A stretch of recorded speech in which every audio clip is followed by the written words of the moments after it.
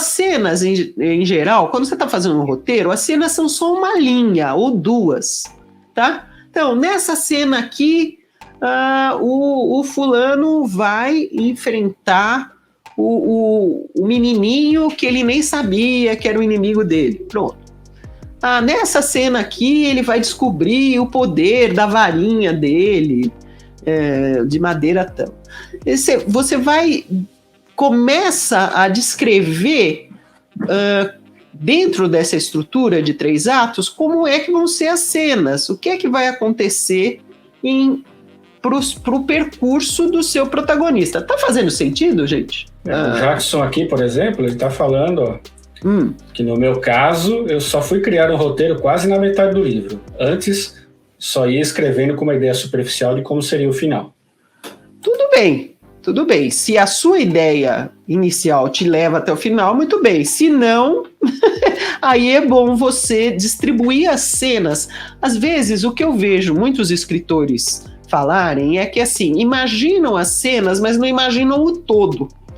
Então, você pensar nessa estrutura de 3 atos e aí distribuir as cenas ao longo desses 3 atos, costuma dar uma organizada. Mas, gente, é estilo Sidney. Experimente para ver se você curte. Né? Temos aqui também, Carol Bottino. Normalmente faço a ficha do livro, coloco um resumo da história, mini-bit dos personagens e, em alguns casos, coloco algo de importante que aconteceu com aquele personagem.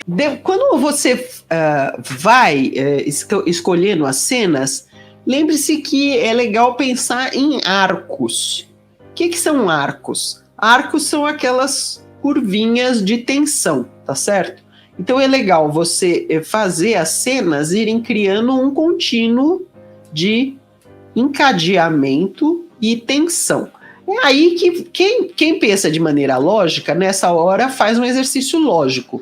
Ou seja, tem que pensar o que foi causado antes para dar X resultado. E esse X resultado tem que piorar um pouco a situação lá adiante. Então, esse encadeamento você começa a pensar, sempre pensando em manter a tensão, tá, gente? Então, são os arcos de tensão da sua história, tá? Muito bem. Depois que você faz isso, ou ao mesmo tempo, você começa a criar as linhas alternativas da história. Os roteiros paralelos. O que são isso? São os personagens que não são principais, que vão estar na história em vários momentos e que vão ajudar ou perturbar o protagonista. Então, é interessante criar os subplots, né? As histórias paralelas, as histórias que não são histórias... não são a história central. É super interessante isso, porque enriquece muito e você deve usar de forma estratégica para revelar o personagem.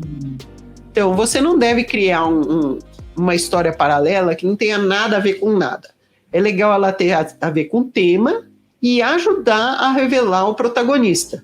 O protagonista se mostra mais heróico, ou então se mostra um canalha, ou então se mostra numa X situação que o amigo cria, ou o oponente, ou sei lá o quê.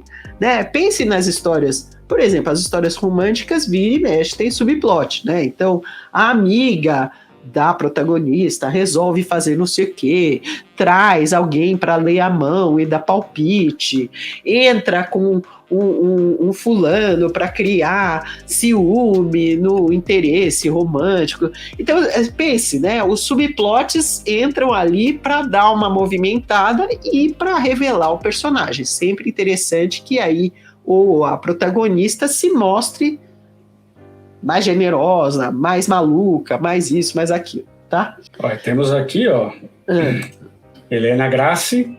Eu até crio o roteiro, mas às vezes tenho a impressão de que os personagens fogem completamente dele e fico agoniada. Helena, obrigada pelo comentário, porque é isso mesmo. Vamos lembrar que os personagens, quando a gente pensa neles, dá um passado para eles, começa a conversar com eles, eles muitas vezes criam vida. E eles muitas vezes fogem da linha narrativa que você construiu para eles. Eles se recusam. O Stephen King, ele faz um comentário naquele livro dele sobre o Misery, que é a história daquele fulano que é pego pela fã número 1, e ele é aprisionado e torturado até por ela, né? Porque ela descobre que ele terminou com a série e ela não se conforma, né? Então, o Stephen King conta que ele tinha planejado, esse personagem ia morrer. E aí ele disse, o personagem se recusou a morrer. Então, tá certo isso. O personagem cria vida e ele muitas vezes arrasta a história para determinado lugar. Muito bem, se ele arrastar a história para uma forma que crie tensão, tá tudo certo. Se ele quiser alguma coisa e obrigar você a acompanhar a história, você só se preocupe em acompanhar a história fazendo a curva de tensão, tá? Não deixe ir parar num negócio que não dá em nada, ou seja, ele ficar olhando o mar e pensando na vida e achando tudo lindo. Aí, não, tá? Mas se o seu personagem puxa para uma determinada direção, se a direção tiver conflito, tiver encrenca e revelá-lo, tá tudo certo, tudo ótimo. Vai lá. Temos aqui também, aprender com Libras. Depois que decidi o conflito e coloquei em cada capítulo um resumo, em uma frase, né, o que vai acontecer nele em sequência do início ao fim, então vou desenvolvendo os capítulos. Perfeito. Você escolheu uma forma de fazer o seu roteiro. Perfeito. Exatamente. Esse é um jeito de fazer, tá? A gente tem que fazer o que dá certo. Se tá dando certo para você, yay!